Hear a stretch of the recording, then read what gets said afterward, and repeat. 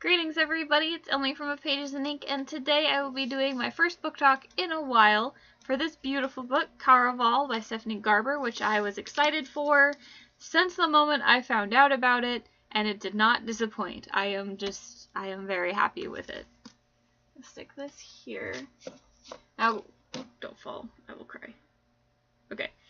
Caraval is everything I expected Night Circus to be that it wasn't. I mean, Night Circus does still have a level of danger and a whole lot of magic, but Caraval has that more intense, like, what's going to happen next feel. Well, Night Circus is like, alright, they're talking to people, okay, this is a symbol, okay, magic. No, that's it? Okay, gotta keep going. So, while Night Circus just seemed to drone on, Caraval was like, this happens, a little bit of cooldown, this happens, a little bit of cooldown. So it has that, like, intense, like, not fast-paced necessarily, but pretty much, feel to it. So if you don't know anything about Caraval, Caraval is similar to Night Circus in the fact that it's got magic and kind of a circusy thing that also involves the game. But while, if you don't know about Night Circus, then don't just ignore the comparisons. But while Night Circus is a battle between magicians in a circus that is known for its magic, Caraval is a game that is centered around a very magical, like, little town setting. Caraval follows the story of a girl named Scarlet who is engaged to be married to a count so she can get off her little island and away from her abusive father. And she wants to bring her sister Donatella with her. For about 7 years, she was writing to the leader of Caraval, who goes by the name of Legend, hoping for him to take Caraval mainly to take Caraval to their island because they're not allowed to leave it.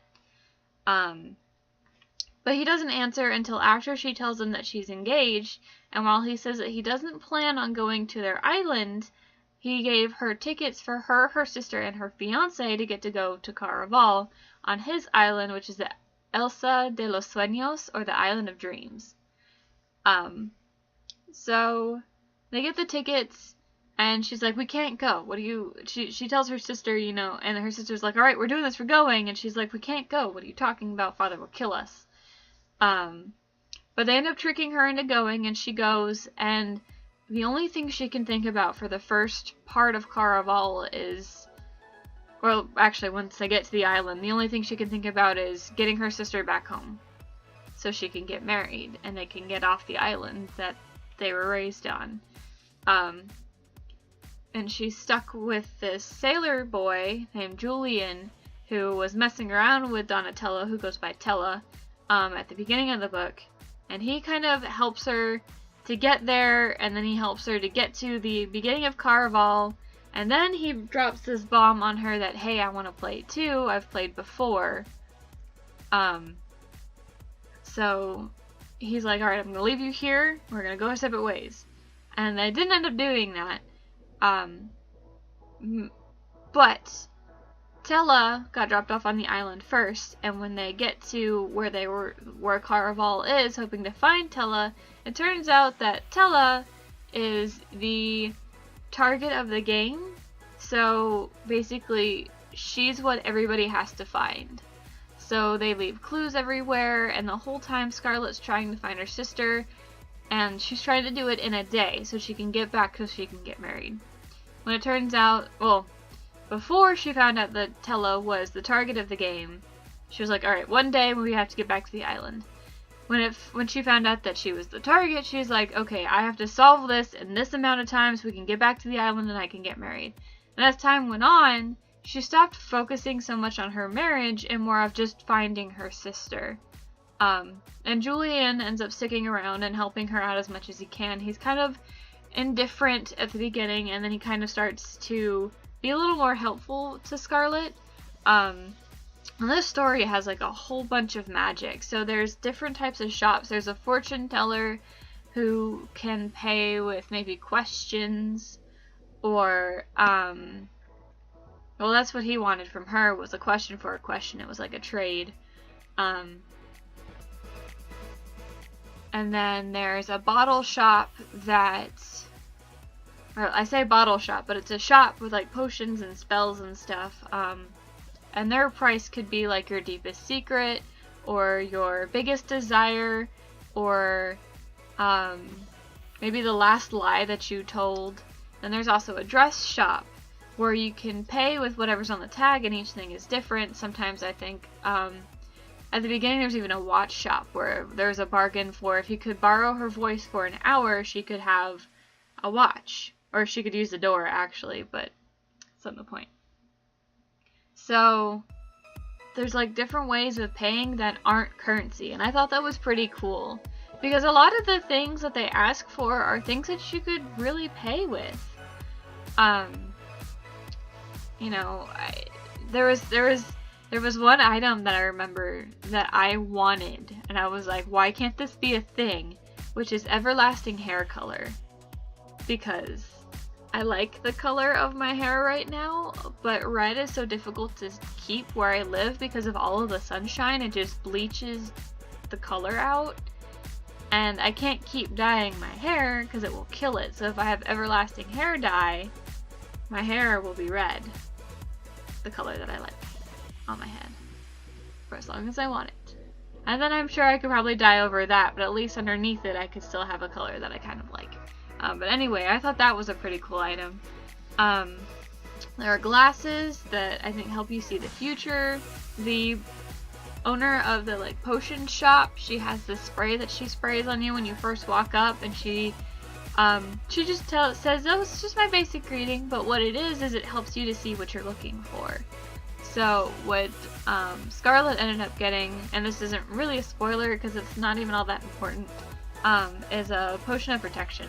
But anyway, so there's that.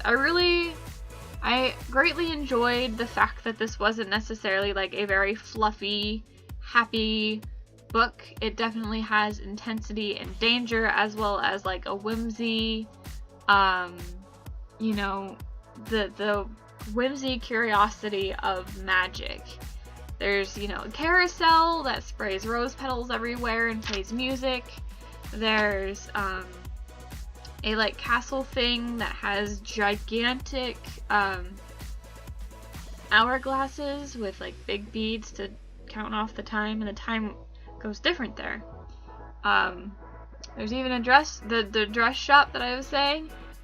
They had a sale in the book where you could give up a couple days of your life in order to buy a dress without paying the price on the tag. It was like a sale, and I thought that was interesting, especially with how the price is carried out. But anyway,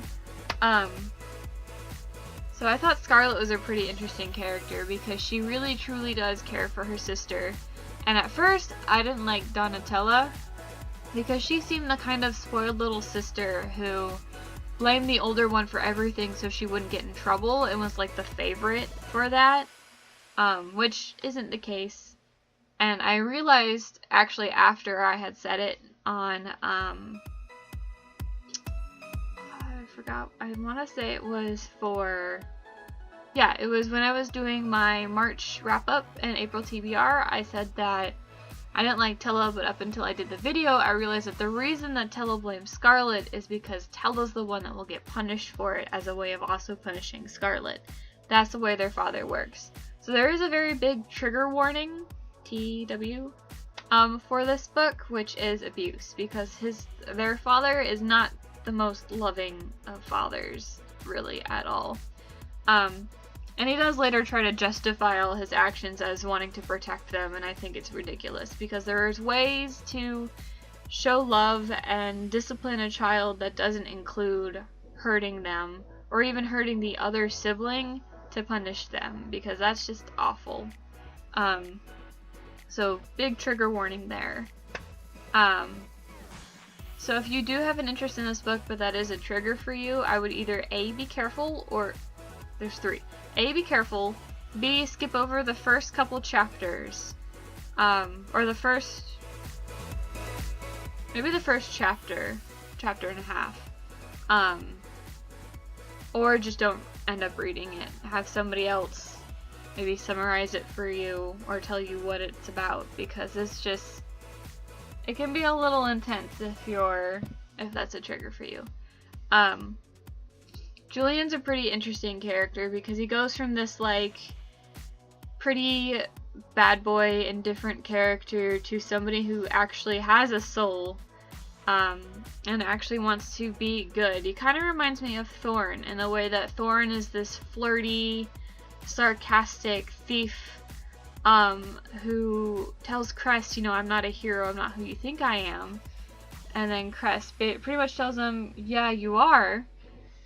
And, of course, she's pretty much wrong, but instead of trying to prove her wrong, he decides that he's going to be the kind of person that, deserves people, like, pretty much deserves Crest. But, anyway.